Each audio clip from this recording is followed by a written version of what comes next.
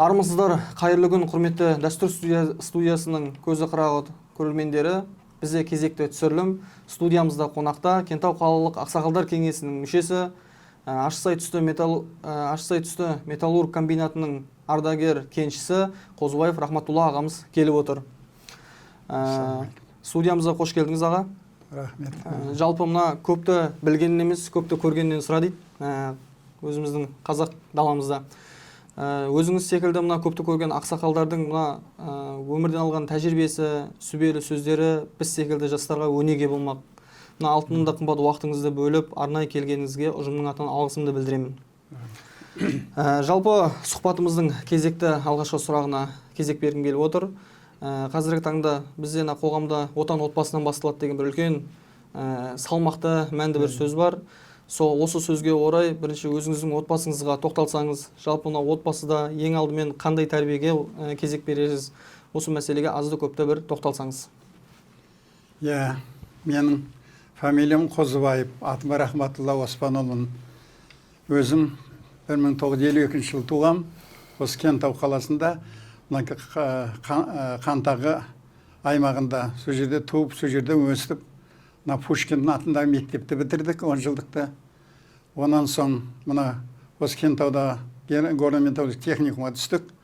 Оны бітіріп 68-70 жыл сол мекемеде оқыдым. Одан 70-72-де армияда немізді борышымызды өтедік. Сол жерде өтіп 2 жылды бітіріп, армиядан қайтқасын осы Кентау қаласында Ачпайды металға рудник глубокийға орнастым. Сол 70 жылдан бері сол жерде осы қызмет жасап, 96 жылдары осы рудник жабылды ғой. Комбинат тоқтады. Содан басқа сол жерде құрылысты шығаруға басқа мекемеге ауыстында, сол жерде біраз 2007-ге дейін сол қызметте болдым. Ал 2008-де Сушар мекемесіне ауыстық. Сушарда 2015 жылға дейін қызмет жасап, тағы да қосымша 1 жыл істеп, содан пенсияға шықтым. Азыр енді құрметпен, абыроймен өзімізге лайықты қажет нәрсемізді орындап, құрмет ретінде жүріп жатырмыз, бала шағамызды өсіріп, өндіріп дегендей. Өмірден 4 балам бар, 2 бала, 2 қыз. 2 балам Шымкентте, біреу 2-де сол қызметте істеп жатыр, қызым сол Шымкентте істеп жатыр, 1 қызым осы жерде. Енді болашақ осындай, болашақ ұрпағым сонда білімді болсын дейміз, тәрбиелі болсын дейміз. Біздің уақытымызда жаңағыдай кезінде ата-бабаларымыздың ұрпақтарына қалпыңнан айырсаң да салтыңнан айырма, балаңа бас құр қалдырғанша дәстүр қалдыр деп сонда көп айтып отыратын. Айталық ұлтымыздың сан ғасырлық сараптаудан өтіп бүгінге жеткен 7 атаға дейін қыз алдырмайтын. Сондай үлкен құрметті тамаша дәуірде болдық. Енді ата-бабаларымыздың ғасырлар бойы айтатын бұлжытпай ұстамын дәріптеп келген дәстүрлер бар. Мысалға айтады, су ішкен құлағыңа түкірме, қайта кірер есігіңді қатты жаппа, нанды баспа, жасы үлкеннен жоғары отырма, анаңның бетінен алма, үлкеннің ықыласынан бұрын қолыңды асқа салма, кемтер адамға күлме, құмырсқаның үйлеуін құстың ұясын бұзба, көп шөпті жылма, жалғыз ағашты кеспе, отпен ойнама деп толып жатқан тиімді тағылымдары болды. Осындай ерекшеліктер болды. Біз сондай құрметті сөздің арқасында өстік өндік. Аталарымыз сондай қасиетті сөздерін есімізде сақтап отырдық. Соның арқасында осында үлкен құрметке дәрежеге жетіп отырмыз. Ал енді қазақ халқы да жақсы сөз жармырыс деген сөздер бар. Және жаман ырым жамандық шақырады деген сөздер бар. Сол үшін ес білген баланы жақсы қылыққа, жаман пиғылдан, орынсыз қылықтарға, жаман теріс мінездерден сақтандырып отырғандарымыз дұрыс. енді кейде осыған орай кейде мына осы кезде шамалы балдардың мінездері өзгеріп жатыр. Себебі осы өсіп келе жатқан келешек ұлдарымызға көп тәрбие керек болып тұр. Арасында мына жағымсыз нәрселер болып жатыр. Сол үшін енді біз ел болып, халық болып осыған күресіміз керек. Ертеңгі мына болашақты ойлауымыз керек. Сондай дәрежеде болуымызға күш жұмсап, қолымызда келгенше бір-бірімізді мына үлкен кісілер жастарға ақылымызды айтып, жамандықтан тоқтатып, жақсылыққа бейімдетіп, сондай дәрежеге жүргізсек деген ой ғой. Дұрыс айтасыз. Осының бәрін көріп, біздің қазақ халқы сондай құрметті ұлы халық болған ғой. Тәрбиелі, бұрын ондай жаман сөз естімейтінбіз. Енді аздап шығып атқасын, ой өріс бізде де. Неге қалай осыларды тоқтатамыз? Қандай жақсылыққа өтеміз? Қандай құрметке ие боламыз деген мына біздерде ақсақалдайда ор-орыс күшейіп жатыр да. Мына жұртқа да көпшілікке айтатын ақсақалдарға, мына келешек ұрпаққа жақсы ойымызды бөлейік, мына жақсы дәстүрлерімізді айтайық, мына теріс бұрып бара жатқан балдарды тоқтатып, сонда үлгіге жететіндей күш қуат берейік. Солармен ақылдасып ойымызды білдірейік. Мысалы, бізде үйде әке-шешемізді айтатын, үйді таза ұста. Мына барып, мына шешеңе көмектес. Мына әке жұмыс істеп жатса, әкенің қолындағы күректі алып, жерді күректеп, сондай тірліктер істейтінбіз. Әкеге мүмкіндік болғанша, ешқандай біз жұмыс істетпейтін едік. Сол үшін осы ұрпақта сондай ұрпақ қазір енді өсті ғой, ілімдері өзгерді. Сол үшін олардың да жұмыс көп шығар, бірақ сол мына нелерімізді, бұрыннан келе жатқан мына ой өрісімізді, мынау ұрпақтарымызға беретін тәрбиемізді жоғалтпайтындай сондай тәрбиесі дейміз. Сондай ойдамын енді. Ал енді мына қазір кезде мына қосымша сабақтар көбейіп кетті ғой. Бұрын біз бір мектептен оқып, сол жерден үлгіні алып шығатынбыз. Мына небір апай ағайларымыз баратын. Мына түсінбеген әрімізді сабақтан соң қосымша сұрап, апай мына жер қалай болды, түсінбедік, ағай қалай болды деп, сондай сұрақтарымыз білетін. Ал қазір енді мектепте де оқып жатыр, сыртта да қосымша мектепте оқып жатыр. Енді осылардың баласы ақылдар күшті бол ғой деп есептеймін. Бірақ әлде де бір нәрсе жетіспейтін сияқты. Сол үшін әлде де мына ойымызды, мына ақылымызды бір жақсы ниетпен алға қарай жүргізетінде бір ортаға келуіміз керек те. Мына келешек болашақ үшін, мына балдар үшін сондай қажет керек болып тұр. Мына сол үшін мына біздің Қазақстан, қазақ елі бай, қуатты, сондай берекелі, ырыс-берекелі, сондай келешек мына ұрпағым сондай білімді, сондай құрметті ақылды жігіттер, құрметті сүйкімді ақылды қыздар шықса, мына бір-бірімен сондай достықтар күшті болса, түсінігі мол болса деген дәрежедегі ой менің енді. Дұрыс айтасыз. Мына екі қызым, екі балам бар дедіңіз. Былай айтқанда енді 4 құбылам түгел дедіңіз ғой енді. Сол енді осы екі қыздан, екі баладан қанша немере сүйіп отырсыз көке? Қазір енді 7 немере сүйіп отырмын. Бәрекелді. Бір жиеншар сүйіп отырмын. Жиеншар. Енді оларында енді Шымкентте тұрады ғой, барғанда барып жаңа тексеріп тұрамын өздерін, сабақтарын, ой өрісі қалай екен, басқа да жаңа білмегенсіп өзім, мынау қалай еді, қалай бұлай десем, түсінігім ол сияқты. Кітапты сол, енді кітапты да көбірек оқыңдар деймін. Біздің де мына жинаған кітаптарымыз көп қой. Мысалы мынау бұрынғы, мынау Мұхтар Әуезовтің, мынау Сәкен Сайфуллиннің, мына біздің құрметті жазушыларымыз көп болдық, атақты. Солардың ішінде қандай ұлы сөздер жатыр, құрмет сөздер жатыр. Соның біреу өзінің өзі мына ой өрісіңді дамытып, менің халқым сондай көрікті халық екен ғой, мықты халық екен ғой, ақылды халық екен ғой деген сөздерге ілесін. Сол үшін енді менде рас мына қосымша балдарым айтам, мына қосымша спортқа дайындаңдар. Келешек мына біздің елдің балдары мықты болу керек. Сондай өз-өзіне күші жететіндей күш болу керек. Бірақ көрінгенге тиісе бермей, оны бір уақытында керек кезінде пайдалан. Абылай ізетті бол, кішіпейіл бол, құрметті бол деп қолынан келсе мынау қыз балаға көмегіңді жаса. Олар ізетті қыздар. Сол үшін соларға бір құрметіңді көрсет. Класстарыңды бір-біріңе сабағыңды білмеген жерден анаған ақылыңды беру үйретіп қой. Өзіңде түсіністікпен жүр. Білмесең апайдан сұра, ағайдан сұра деп сосын жаңағыда қазір кезде мына мәлімет көп болып отыр ғой, жан жақты. Мынау қазіргі дәуірде үйрене біл, түсінігің мол болсын. Мен енді бір нәрсемен үйреніп қалма демеймін, көп нәрсені үйрен. Машинаны да үйрен, айдауды да үйрен. Мынау құрылысты да қалай үйді салуды оны да көр. Мынау бұйымды қалай жасады ойын да көр. Мынау білімің жан жақты болсын деймін. Өнерді үйрен. 8 қырлы бір сырлы деген солай болады. Сол үшін бір нәрсемен дамытып қаласа ма, қазіргі уақыт сондай болып тұр. Сол үшін мынау болмайтын мына электричествоны да түсіне біл. Қай жерден өшіреді, қай жерден сөндіреді, қай жерде қиындығы бар. Мысалы, болмайтын мынау немен болгаркамен жұмыс істесең, мынау көзіңді бірінші очкеңді киіп ал. Ең қиын нәрсе, сендер ойламаңдар. Өте салады, кете салады.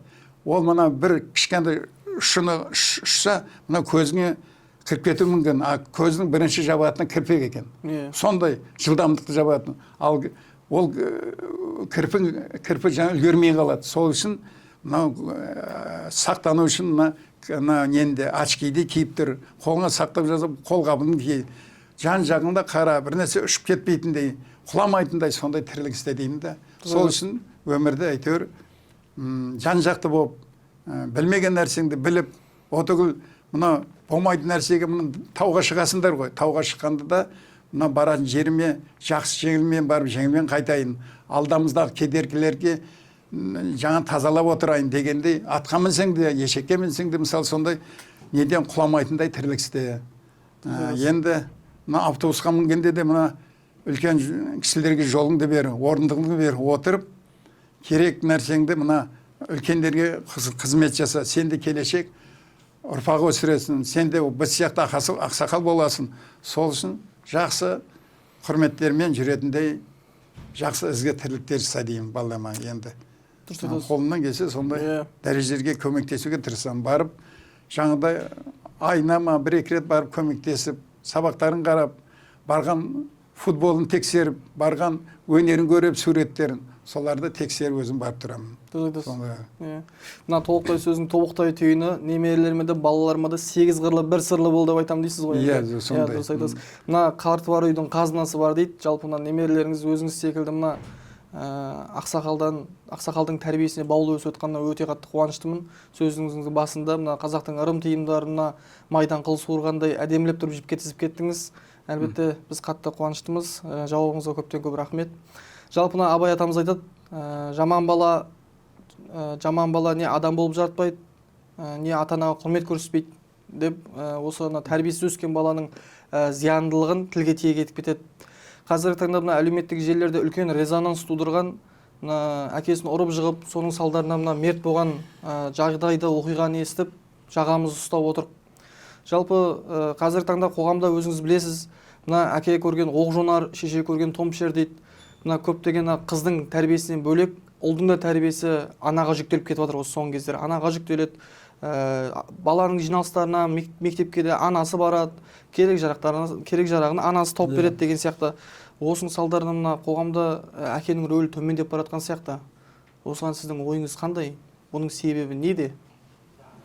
Әке мына кейін кезде көп мына жұмыс бабы болмай, мынау ағаларымыз, інілеріміз көп шетте жұмысқа кетіп қалды ғой. Сол үшін үйде ана қалып отыр. Енді әкенің тәрбиесі бірінші керек. Дұрыс айтасыз. Әкесі болмайды. Әке енді көп нәрсені көрген, үйдің басшысы. Сол үшін біз кейін кезде мына әкенің тәрбиесін шамалы аздатып алдық ау деймін. Көбінесе анаға кетті де, мынау әкенің тәрбиесін көрген адам сондай жүректі болады. Дұрыс айтасыз. Сондай мықты болады. Өз-өзін ұстауды біледі. Мына қиыншылық келген кезде өзін тоқтатуды біледі. Ал енді әлде де болса біз жақсарып келе жатырмыз ғой, енді сол үшін мына кейінгі ұрпаққа әкесінің тәрбие көбірек керек деп ойлаймын. Себебі мысалы мына астында ысырапқа көп әдепсіздік жасама, жаман іске дағдыланба деп айтатын едік қой біз сонда. Сол үшін сондайдың бәрін тоқтататындай мына әке сондай көргенін айтып отыру керек. Енді шешенің тірлігі мына көбінесе мына аз дайындауда, болмаса үй көмегінде шешенің көмегі көп керек қой. Ал енді сырттағы тәрбиені әке береді деп есептеймін. Қанша дегенмен сол үшін әкенің жанында көбірек жүрсе, мына көпшілікпен жүрген кезде жақсы сөздер естіледі. Көпшіліктің арасында көппен бірге отырғанда не бір құрмет сөздерді естиді. Соларды естіген дұрыс деп есептеймін да. Сол үшін енді мүмкіндік болса, осы балдарға көбірек көңіл бөлуіміз керек. Себебі мына көп нәрселер жаңағыдай балаға дұрыс қарамағандықтан болып жатыр. Мына бала қайда кетті? Сабаққа кетті ме? Қаяқта жүріп жатыр? Не істеп жатыр? Соның бәрін байқаған дұрыс. Оның уақыт бер, мына 2 сағат футболға бардың ба? Барып келіп жаттық қайттың ба? Келді үйге жаңағыдай сабағыңды оқып, болмаса жаңағыдай өнеріңді дамыт дегенде сонда болу керек. Ал кейде біз балдарды жібереміз да қаяқта жүр, не істеп жатыр? Түнмен қаяқта қаңғып жүр, соны бағаламаймыз. Сол үшін қазір кезде тәртіп өте керек болып тұр. Осындай мынандай жамандыққа бармасын. Мына жамандық деген қазір біреуге жамандық істесең, ертең артынан келеді. Соның бәрі артынан келмейтін нәрсе емес. Ал қазір жақсы жүрсең, жақсылыққа ілігесің, құрметті боласың. Өмірдің өзінің тәртібі солай. Ол бәрімізде сомен келе жатырмыз. Ертең өсесің, өнесің, өнерлі боласың, жан-жақты боласың. Мына болашақ жігіттер мына елімізді ұстайтын, елді құрметтейтін, сондай болашақ құрметті ұлы жігіттер болса деп ойым мен. Сондай дәрежеде болса деп, осы барлық қазақ жігіттеріне, қазақтың балаларына, ұрпағымызға соны тілеймін. Жақсылықпен, өнерді, адалдықты, тазалықты, және де іскер болса, мынау қолынан келсе әйтеуір үлкенге жақсылық жасап жүрсе, анаға жақсылық жасап деген тілегім мен. Дұрыс айтасыз. Жалпы мына әкенің тәрбиесі 100 мектептің берген тәрбиесін татиды дейді ғой енді. Сөздің шыны керек. Рахмет. Жалпы мына қазіргі таңда батыр атамыз Бауыржан Момышұлының мына бір сөзі есіме түсіп отыр. Дұрыс, жастарға, әсіресе жастардың тәрбиесіне, жастарға көңіл бөлу керек. Өте қатты, себебі Қазақстанның болашағы жастардың қолында деп атамыз. Оның үстіне қазіргі таңда батыстан, шығыстан келіп отырған біздің дала заңдарымызға тура келмейтін не бір идеологиялар, мысалы діни идеологиялар болсын, саяси идеологиялар болсын, қазір сол жастарымызды көздеп отыр. Соның саналарына қарсы иммунитет қалыптастыру мақсатында дұрыс өзіміздің сақтан қалған салтымызды, ғұннан қалған ғұрпымызды бойына сіңіріп өсіруіміз керек. Өте дұрыс, орынды айтып жатсыз. Жалпы батыр атамыз Бауыржан Момышұлы келешек ұрпаққа рухани байлығына ең алдымен тілімізді, дінімізді, салт дәстүрімізді жатқызсақ, тіл бұл қазақ болуымыз үшін, дін адам болуымыз үшін, салт дәстүр ұлт болуымыз үшін деп айтып кеткен екен. Осы туралы ойыңыз қандай? Енді біздің атамыз Батыр Бауыржан ретінде есімі халықтың арасында аңызға айналған, көпшіліктің құрметіне бөлінген азаматтық тұлғамыз ғой. Кен атамыз. Қазақ халқының осы 20 миллион болса, 20 миллион халық осы атамызды құрметтейді, бағалайды. Себебі ол кісінің істеген істері әділ болды, таза болды. Соғыс кезінде көп нәрсені дәлелдеді, көрсетті.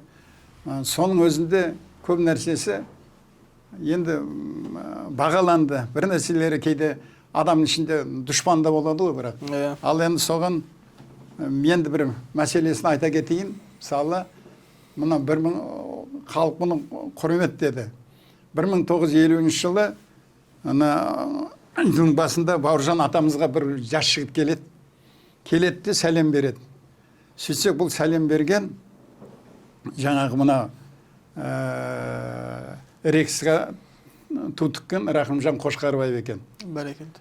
Содан жаңа шақырып алады да жас Кәкімжан Қозыбаев деген жас журналист шақырып алады да мына іншекке айтады, ай, мынаны көріңдер, сендер мені батыр дейсіңдер, менен де батыр мына жоғарғы адам келіп отыр.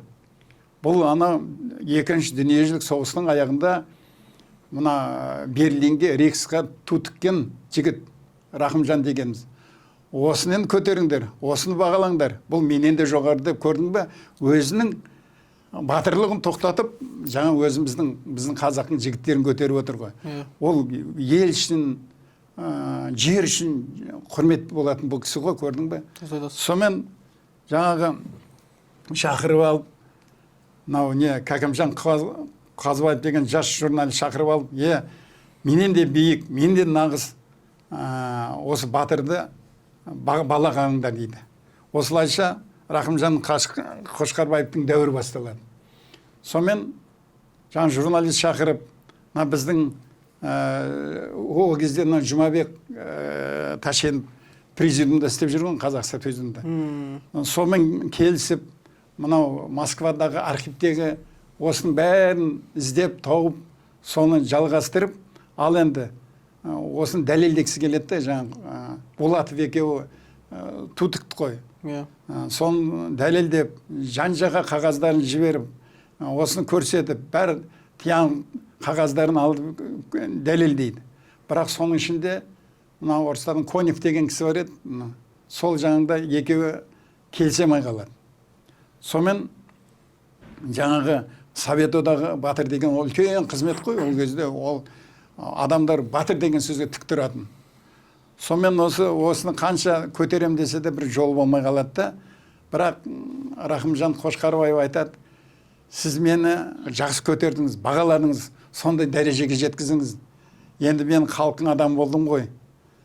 Деп жаңағыдай осы істі тоқтатсақ дейді да, бірақ жоқ. Бұл Бауыржан атамыз жаңағы Қошқарбаевты әр жыл 65 жылы, 70 жылы, 75 жылы, 80 жылдары Министерство обороны хат жазады. Осыны дәлелдеп мен көрсетейін деп қанша жазғанмен сәті болмайды да. Сонымен сол кезде енді 88 жылы Қошқарбаев жаңа батыр атамыз өмірден өтеді. 82 жылы, 82 жылы. Сонымен енді өмірге кетті ғой. Енді Рахымжан Қошқарбаевтың ісі алға басып, сонда құрметті кісі атанып жүргенде, жаңағы кімді шақырады, жаңа Қазыбаевқа айтады. Ал енді мен саған айтатын бір аманатым бар. Енді мені осы сайдағы атамыздың жанына қой. Мен жанында атамыздың құрметінен несін қабылдап жатайын, ырысын дейді да. Сөйтіп, осы не істесек, мен бәр немнен құтылғаным деп жаңағы журналистке рахметін айтады. Журналист айтады, мақыл, оны еніңізді өтеймін, маған сеніңіз деп, сонымен сол 80 жылы өткеннен кейін жаңағы атамыздың жанына көксайға Рахымжан Қошқарбаевты қояды. Сонан бұлар енді үлкен құрметке бөленді ғой. Журналистке де рахмет. Жас болса да айтқан сөзін тоқтатпай істеп, атамыздың да құрмет сөзін тоқтатпай аманатын істеп, сонда дәрежеге жеткізді. Сол үшін бізде жаңағы мұнда айтайын дегенім, Бауыржан Момышұлымыздың атамыздың көрдің бе, өзі батыр болса да өзінікін көтермей, қазақтың халқы ұрпағына деген Рахымжан інімізге, Қошқарбаев ағамызға сондай жолын беріп, соны көтеріп, сондай дәлелі бар. Қанша кітап шықты, менде сырттан оқып жатыр, Россиян бір сөздер бар ғой, еврейлерге Путиннен сұрапты ғой, біздің нені Бауыржан неғып көтермейсіздер. Бізде Израильде осының тактикасын оқиды. Министерство оборонасында осы біздің Бауыржан ағамыздың тактикасын оқиды екен. Бұған неге Совет одағының атын бермейсіздер деп. Енді алды ғой, бірақ алғанмен кешеуілдетіп алып қалды да. Ол да оған да шүкір дейміз. Шүкір.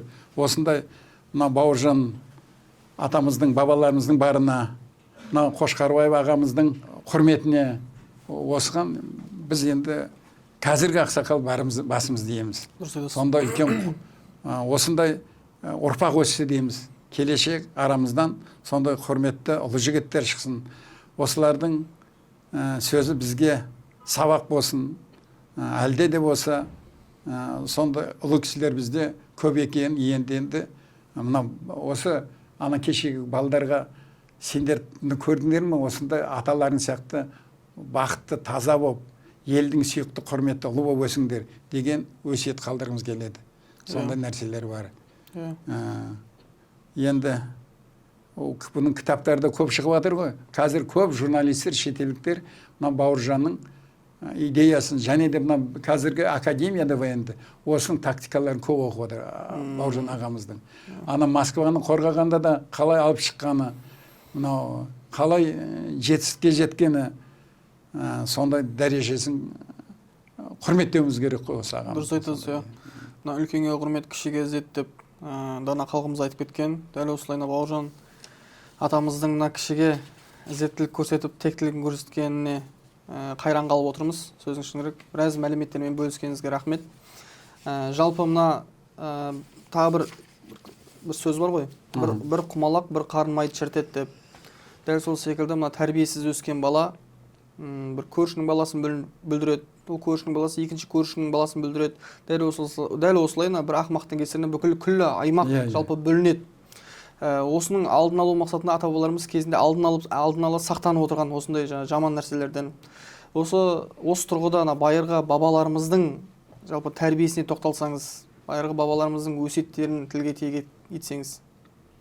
Ал енді оны ойға алатын болсақ, мысалы, ел боламын десең, бесігіңді түзе демекші, ұлағатты ұл мен инабатты қыз тәрбиелеуде ата-бабаларымыздың мына мақал-мәтелдерде, шешендік сөздерден қозғалып тұрған және көңіл отырған байқау қиын емес. Мысалға, ұл бұзылса, отбасының бұзылған дейді. Ал қыз бұзылса, ұлтыңның бұзылған дейді. Дұрыс айтасыз. Деген қыз бала тәрбиесін салмақты екен аңғартады. Ал енді қазақ қызды қорламаған еш уақытта. Қыздың қабағында құт бар, қыздың қабағы күрең тартса, ол жұрт жаманшылыққа шалдығады деген ұлы сөздер бар. Және қыздың қабағы күлімдесе, құт қонады деп ырымдап, қыз баланы үйдің бақытына санаған біздің қазақтар. Дұрыс айтасыз. Және қызды жылатқанның қырсығы 40 есекке жүк болады деп, сондай бекер айтпағанда, сол үшін біздің қыздар, мен ойлаймын, сондай көрікті ғой қазір қыздарымыз, ақылды, сол осы ниеттерін жоғалтпаса деймін. Сондай көп жерде көрем адалдығы, тазалығы, іскерлігі, өзінің сүйкімділігі сондай қуанышты да. Оты мына тағы бір аңыз бар ғой, мына қалмақтар жаңағы орталық Қазақстанда бір жерді жаулап алған екен. Жаулағанда біздің жаңағы жігіттеріміз басқа жаққа кеткен ғой, жаңағыдай басқа жұртты қорғауға. Олар сол кезде келіп қалғанда, ай мынау елде балдар жоқ қой деп, мына біздің қыздарымыз ұстап, осыларды алып кетеміз деп жинап алып отырғанда, жаңа қыздардың ақыллығы ғой. Жаңа 40 қыз жиналып, әй мыналарға мына күн болғанша, одан да біздің өмірден өткеніміз артық деп, жаңағы басшысынан сұрапты дейді жаңа. Біз мына суға барып түсіп келейік деп. Суға барып түсіп, жаңа 40 қыз бір-бірін өзімен ұстап, жаңа суға өздері батып кеткен екен. Бұл біздің қыздарымыздың қайсарлығы, біздің батылдығы. Ондай басқа ұлтта мен енді естіген емес, мына біздің сондай енді ой өрісінің күштілігі, ақыллығы ғой. Көрдің бе, сондай берілмей, сол үшін әлде де бізде құрметті осындай күштер көп қой. Сол үшін осы ниетімізді жоғалтпайтындай тірлік істесек. Енді мына келешек мына қыздарға айтатыным, сендер әрқашанда көрікті болыңдар, құрметті болыңдар, дәрежелі болыңдар. Мынау тұрмысқа шыққан қыздарға барған мынау жолдастарыңды құрметті ебіліңдер, жақсы ұлт бала-шаға тәрбиелеңдер. Мынау айтады ғой, әкесі кім, шешесі кім дегенде, әкесі тәрбиесі, шешесі тілі, мынау қорғаны дәстүрі деп. Сол нәрсені біз сақтай білсек, құрметтей білсек, әлде де біз төмен емеспіз. Мен айтамын, осы біздің халық келешек болашақ осы көп ұлттардың ішінде құрметті, ақылды, парасатты ұл боламыз-ау деп есептеймін. Бірақ енді соны мүмкіндік болса, соны тырысуымыз керек жөндеуге. Қазір мектеп арасында әйтеуір балдарға барып түсіністік беріп, сендер осы елдің болашақ азаматсыңдар, болашақ басшыларысыңдар, болашақ осы елді ұстайтын сендер деп соны түсіндіре беруіміз керек қой мына ұрпаққа. Әлде көрсін, жақсылықты көрсін. Сондай дәрежеде болсын деген ойым мен. Дұрыс айтасыз. Мына сөзіңіз аузыңызда. Жалпы бізде мына ақпараттық түсіндірме тобының мүшелері бар. Ол мүшелерге өздеріңіз секілді ақсақалдар кеңесінің ардагерлер, жалпы ақсақалдар кіреді. Және де біздегі мына жастар ресурстық орталығының мамандары, мына қоғамдық келісім бөлімінің басшылары, жалпы мамандары, өзіміздің руханият орталығының теолог мамандар тарапынан бірлескен күйде бүкіл мына Кентау қаламыздың мектептерінде, жалпы университет, колледж студенттеріне дәл осындай ақпараттық түсіндірме жұмыстары жүргізіліп отырады негізі.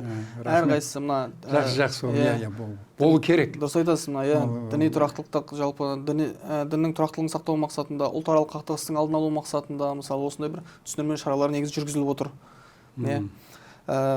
Жалпы бір тарихқа тоқталғым келіп отыр. Сөзіңіздің басында бір еврей деген ұлтқа тоқталдыңыз. Еврейлерге деп. Есіме түсіп отыр. Біздің заманымызға дейін 586 жылы жалпы Израиль мемлекет болып тұрды ғой. Сол кезде біздің заманымызға дейінгі 586 жылы Вавилон патшалығы құлатады мемлекетті, бүкіл мемлекетті.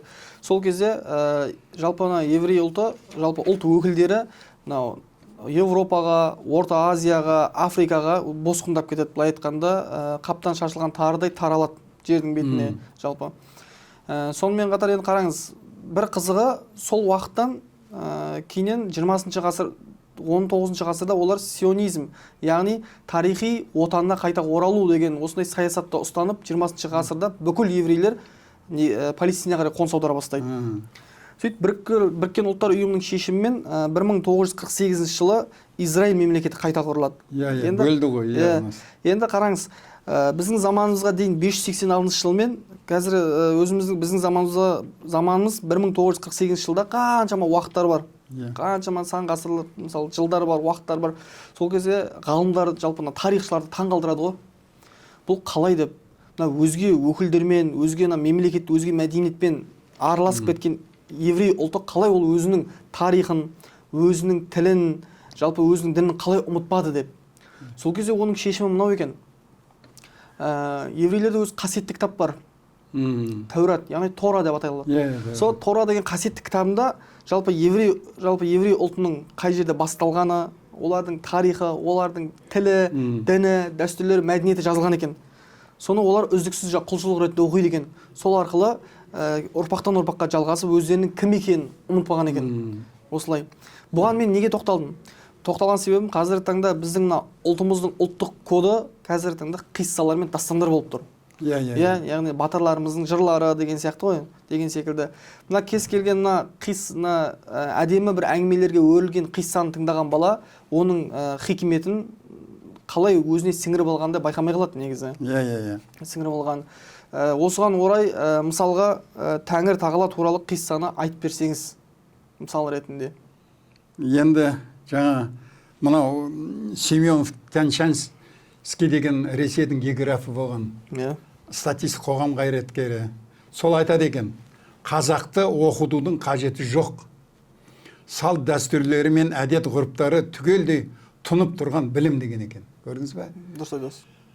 Сол үшін біздегі көп құрметті кісілер өтті ғой біздің елден. Қазақты көрейік, тексерейік деген. Көп мынау 1400 жылғы, 1300 жылғы көп кітаптарда Европада қазақтың қасиеті туралы көп жазылған екен. Ал енді осы мына дәстүрге лайық мен бір әңгімені айтып берейін. Мынау Мұса алейхиссалам бір күні, «Я Раббым, маған әділдігіңді көрсетші» деп өтініш жасайды екен де. Сонда Алла Тағала ана бұлақтың маңына барып, отыр, онда болып жатқан барлық уақиғаларды қадағалап, бақылап, уақи етеді. Ал Мұса алейхиссалам Раббісінің айтқанын бұлжытпай орындап, бұлақтың маңына барып, тасаланып отырады. Бұлақтың басына бір атты адам келіп, атын суарып, жатып қалтасынан алтын түсіріп алады. Алтынның түсіп қалғанын бейхабар бұл адам артына қарап жөніне кете береді. Бір кезде ол кете салысымен бір кішкене бала бұлақтың басында жатқан алтынды көре сала дереу алады да қойнына тыққан күйде қаша жөнеледі. Содан бала кете салысымен бұлақтың басына бір соқыр адам келеді. Осы мезетте әлгі алтынын түсіріп алған атты адам қайтадан жоғын іздеп қайта келеді. Адам соқыр адамға алтынды қайтар, сенен басқа бұл жерге ешкім келген жоқ, алтынды сен алдың деп жағасынан жабыса кетеді. Ал соқыр адам мен алған жоқпын деп қанша ақталса да атты адам сенбей, сөйтіп атты адам соқыр адамды сол жерде мерт етеді. Енді Мұса алейхиссалам айтады, бір қарағанда зұлымдық сияқты көрінгенмен бұл уақиғаларды мән жайын мағынасын Алладан сұрайды. Сонда айтқан екен, ана атты адам бұрын баланың әкесінің алтынын ұрлаған еді. Біз сол алтынды балаға мұрағар етіп қалдырдық дейді. Ал анау соқыр адам баяғыда атты адамның әкесін өлтірген еді. Енді міне атты адамға соқырдың әкесін өтіне әпердік дейді. Бұл жерде көрдің бе? Мына адамға сен жамандық істеме, ол алдыңнан келеді дейді ғой қазақта. Сол үшін мүмкіндік болса бір-бірімізге жамандық істемей, жақсылықпен жүріп, жақсылық істесең ол қай кезде келетінін білмейсің өзі. Артынан бір кезде келеді. Өзіңе келе ме, ұрпағыңа жаңында келе ме? Бұны көрдің бе? Адамның біреуге істеген жамандығы ол еш уақытта бәрі кері қайтады. Сол үшін жақсы ниетте болуымыз керек. Өмірдің өзі бізге дәлелдеп отыр әр нәрсені. Сол үшін мына ұрпаққа айтатын, бір-біріңе жамандық істемеңдер. Мына ертең бір-біріңе істеген тірлігің алдыңнан келеді. Саған келмесе ертең балаңа келеді. Балаң келмесе сол үшін жақсы ниетте болып, қолынан келгенше мүмкіндіктеріңді істеп, жақсы ниетте болуларыңа Алла жол берсін бәрімізге. Рахмет. Сондай дәреже ғой енді айтып атқан, мынау келешек ұрпаққа сондай сөз болсын деген. Дұрыс айтасыз. Атаңа не қылсаң алдыңа сол келер дейді ғой. Дұрыс айтасыз. Барша жалпы жастарға айтамыз. Айтқым келеді. Мына негізі адам баласына өмірі мәнді, сәнді, берекелі болу үшін негізі оған байлықтың керегі жоқ. Немесе атақ мансаптың керегі жоқ. Берекелі, сәнді, мәнді болу үшін ата-анаға құрмет көрсетсе, ата-анасы балаға деген разы болса баласына, сол кезде ғана оның бала үшін алынбайтын қамал, қопармайтын, жалпы айтқанда алынбайтын белес, қопармайтын қамал болмайды дегім келеді. Мына сенің осы денсаулық жақсы, мына қолында тіршілігің бар, ісің бар, абыроймен істеген сөз сен айтқандай, осыңыз үлкен құрмет. Дұрыс айтасыз. Ал ертең мына бір жерін шамалда болса, сөз жерің ауырып, жаңағыдай жұмысқа да кірісе қаласың, ойың басқаша болып кетеді. Сол үшін денсаулығың күшті, ойың түзу, ниетің таза, құрметті болып, осылай жүрсеңдер, соның өзі үлкен бақыт. Дұрыс айтасыз. Мына бала шағаңның қуанышын көріп, достарыңның қуанышын көріп, қызметіңді адал істеп, сондай дәреже жетсең, мен айтам, осының үлкен бақыт, үлкен қуаныш, үлкен дәреже деп есептеймін мен. Әлбетте дұрыс айтасыз. Жалпына бір керемет сөз бар. Атадан бота қалғанша бата қалсын дейді. Енді біз секілді мына жастарға бір бата берсеңіз, жалпына ұжымға арнап. Ал енді бата берсең, айтайын енді мына халқымды даласымен сақта, елімді данасымен сақта, сәбиді анасымен сақта, азаматты данасымен сақта, азаматты санасымен сақта. Үйдегіні үйде сақта, түздегіні түзде сақта. Айдан аман өт, жылдан есен өт. Халқым сондай сүйікті болсын, құрметті болсын. Өзендеріміз көрікті болсын, сулы болсын. Мына қыдыр қияласын, періште ұяласын. Мына қыз берсе, ағаш берсең, жеміс тығып бер. Келін берсең, келіс тығып бер. ат берсең шабысты қып бер,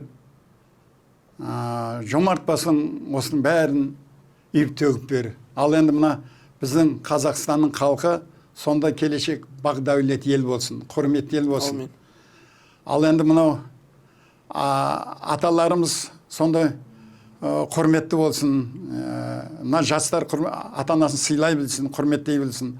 Ана сонда көрікті болсын. Ал енді сендерге тілеймін деймін, сендерге мына ұрпағымызға, елге бақ дәулетті мынау аспандай дүркіретіп берсін. Ал енді мына нені жаңбырдай сарқыратып берсін. Мынау нені күндей жарқыратып берсін. Айдай жарқыратып берсін. Мынау судай сарқыратып берсін. Сондай ел құрметті болсын. Біздің еліміз келешек бақ дәулетті құрметті ел болсын. Біздің ел сонда дүние жүзінде ұлыққа жетсін. Осының біз қуанышын көрейік. Сендер өздеріңнің аманы болыңдар. Алға қойған мақсат ниеттерің орындалсын. Сонда көпшіл болыңдар. Мына қазақ халқын құрметтейтіндей дәрежеге жетіңдер. Аумин. Сондай құрметті болып, мына арамыздағы қардас сыйлай біліңдер. Өздерің де сонда ұлыққа, құрметке ие болып, мына жүрген жеріңде мына жаратушымның қорғаны жақсы болып жүре беріңдер. Иә. Жалпы мына бізде өзіміз сөзіміздің басында айттық, дәстүрлерімізді қайта жандандыру мақсатында осындай бір тағылымды сүбелі сөздерден құралған осындай сұхбаттар жүргіземіз деп, біздің дәстүрімізде бір керемет бір өнеге бар. Қуыс үйден құрғыл шығармайды. Бізде өзіңіз білесіз, қазақ ата-бабаларымыз дәл сол секілді.